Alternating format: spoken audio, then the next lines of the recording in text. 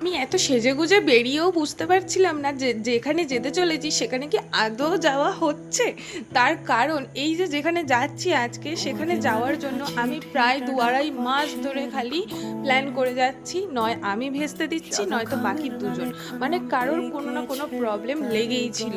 তো এইভাবে চলতে চলতে আমি আজকে হঠাৎ করে ঠিক করি যে ফোন করে বলবো যে যাবি কি বল, না হলে আর আমি ওই জায়গায় যাবই না।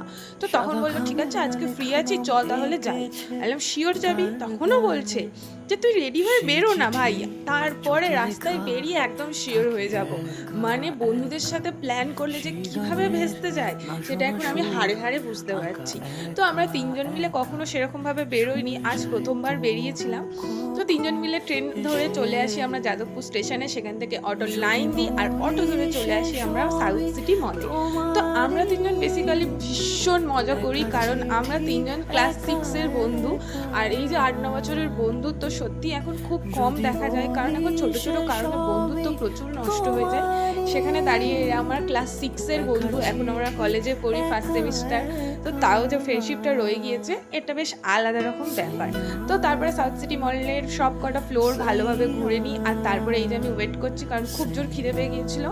আর ওই যে দুজন খাবার দাবার নিয়ে চলে এসেছে, আর আমার যেহেতু বিশাল খিদে পেয়েছিলো আমি বলেছিলাম ভাই যা পারিস কর তোরা, আমি ভাই খাচ্ছি এখন।